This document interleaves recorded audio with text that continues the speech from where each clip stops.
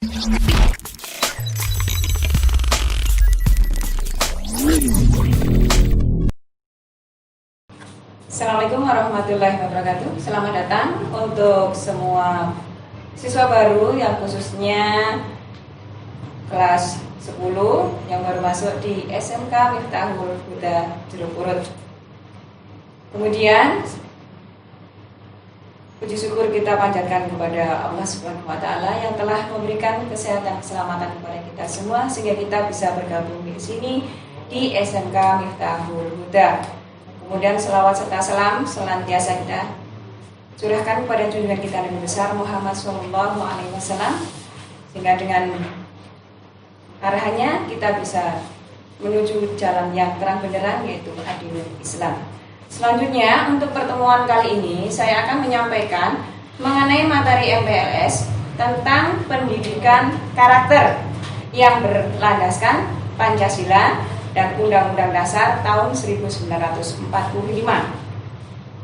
Kemudian mengenai Undang-Undang Sistem Pendidikan Nasional nomor 20 tahun 2003, pasal 1 butir 1 tentang pendidikan adalah usaha sadar dan terencana untuk mewujudkan suasana belajar dan proses pembelajaran agar peserta didik secara aktif mengembangkan potensinya untuk memiliki kekuatan spiritual keagamaan, pengendalian diri, kepribadian, kecerdasan, akhlak mulia, serta keterampilan yang diperlukan dirinya bagi masyarakat, bangsa, dan negara. Kemudian, pendidikan nasional bertujuan untuk mengembangkan potensi peserta didik agar menjadi manusia yang beriman. Kemudian, bertakwa kepada Tuhan Yang Maha Esa, berakhlak mulia, cakap, kreatif, mandiri, dan menjadi warga negara Indonesia yang demokratis serta bertanggung jawab. Itu berdasarkan Undang-Undang Sisdiknas nomor 20 tahun 2003 pasal 1 ayat 1. Kemudian mengenai pendidikan karakter. Pendidikan karakter di sini adalah nilai-nilai yang mengandung khas baik, mengenai nilai kebaikan, mau berbuat baik, berkehidupan baik, dan berdampak baik terhadap lingkungan. Yang perlu dipatri di sini adalah dalam diri, kemudian terwujud dalam perilaku. Apakah sudah sampai terapkan semuanya di rumah atau di lingkungan kalian semuanya? Mengenai itu yang paling utama yang harus kita pelajari mengenai pendidikan karakter. Kemudian dalam hubungannya pendidikan karakter yang dapat dimaknai mengenai pendidikan nilai. Pendidikan nilai kita terapkan dalam kehidupan sehari-hari. Kemudian pendidikan budi pekerti, pendidikan moral, pendidikan yang berwatak baik, kemudian tentang keputusan baik buruknya sesuatu, memelihara tentang kebaikan, mewujudkan menebar kebaikan dalam kehidupan sehari-hari dengan sepenuh hati. Intinya dalam kehidupan sehari-hari harus semuanya serba. Pendidikan karakter berpijak daripada karakter dasar manusia, bersumber dari nilai moral universal atau yang bersifat absolut. Sebagai pengecualian nilai-nilai agama yang biasa disebut dengan the golden rule. Pendidikan karakter dapat memiliki tujuan yang pasti apabila berpijak dari nilai-nilai dasar karakter tersebut yang sudah saya sebutkan tadi di atas. Kemudian di sini, menurut para ahli psikolog, ada beberapa nilai karakter dasar tersebut diantaranya cinta kepada Allah. Itu sudah terangkum dalam yang semuanya beragama Islam atau semuanya Muslim, ya, dalam apa? Rukun Islam.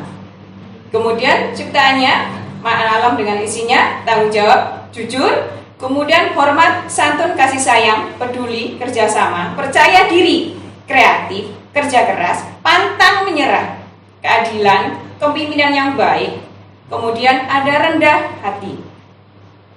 Kemudian ada pun tujuan dari pendidikan karakter sesungguhnya adalah dihubungkan dengan falsafah negara Republik Indonesia adalah mengembangkan karakter peserta didik agar mampu mewujudkan nilai-nilai luhur Pancasila.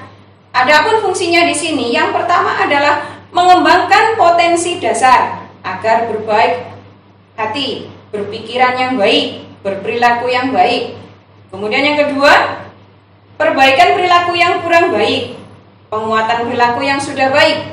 Kemudian yang ketiga, penyaringan budaya yang kurang sesuai dengan nilai-nilai luhur Pancasila. Nah, sekarang ini ya karena pengaruh dari globalisasi, perkembangan yang semakin canggih, pengaruh dari IT yang sangat luar biasa, sekarang yang namanya budaya asli Indonesia mulai luntur. Karena apa? Tidak dilestarikan. Itu adalah sekarang tugas dari Anda semua untuk melestarikan budaya asli Indonesia. Penyaringan budaya yang kurang sesuai dengan nilai-nilai luhur Pancasila, itu yang tadi sudah saya sebutkan di atas itu tadi, tolong untuk diperbaiki bagi siswa semuanya ya, mengenai pendidikan karakternya. Kemudian kita lanjut mengenai ruang lingkup atau sasaran dari pendidikan karakter. Yang pertama adalah satuan pendidikan. Satuan pendidikan itu mana? Sekolah. Kemudian yang kedua adalah dari keluarga. Karena segala sesuatunya berasal awalnya dari keluarga. Kemudian yang ketiga adalah masyarakat. Pendidikan karakter suatu bangsa adalah kualitas perilaku kolektif kebangsaan yang khas baik, yang tercermin dalam kesadaran, pemahaman, rasa karsa, dan perilaku berbangsa dan bernegara sebagai dasar olah pikir, olah hati, serta olah rasa dan karsa dari raga seseorang atau kelompok orang.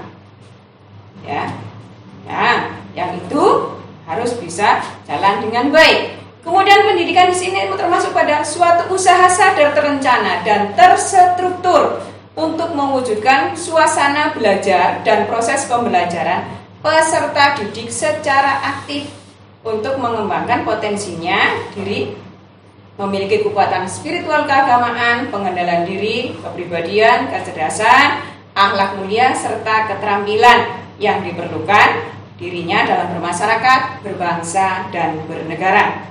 Sehingga sedangkan karakter di sini adalah sifat khusus atau moral dari perorangan atau individu. Jadi pendidikan karakter bangsa di sini adalah suatu usaha sadar dan terencana dalam menanamkan nilai-nilai yang menjadi pedoman dan jati diri bangsa, sehingga terrealisasi di dalam diri peserta didik mendorong mewujudkan perilaku yang lebih baik. Kemudian dari sini untuk pendidikan karakter di sini membangun suatu bangsa yang beradab bermartabat baik di mata Tuhan, manusia baik internasional maupun baik nasional maupun internasional. Kemudian kita lanjut mengenai faktor yang mempengaruhi karakter suatu bangsa. Di antaranya adalah lingkungan global. Lingkungan global di sini yaitu kesamaan atau internasionalisasi yang keterkaitan dengan berkurangnya peran dan batasan-batasan suatu negara yang disebabkan adanya peningkatan keterkaitan dan ketergantungan antara bangsa, antar manusia di seluruh dunia melalui berbagai bentuk interaksi. Globalisasi juga mengacu pada pertukaran arus manusia, barang, dan informasi tanpa batas seperti yang sudah terjadi sekarang. Ya, kalian bisa merasakan adanya karena pandemi corona. Ya, sekarang kalian akhirnya belajar dengan proses seperti ini, tidak melalui tatap muka. Nah, ini bisa berlangsung, bisa sampai ke rumah kalian semuanya melalui IT. Ini adalah pengaruh dari globalisasi. Kemudian hal ini dapat menimbulkan dampak terhadap penyebarluasan budaya dan nilai-nilai termasuk ideologi agama suatu bangsa yang sulit untuk dikendalikan. Kemudian pada gilirannya hal ini dapat mengancam jati diri suatu bangsa apabila bangsa itu tidak memiliki pengendalian terhadap arus globalisasi, termasuk siapa? Generasi muda.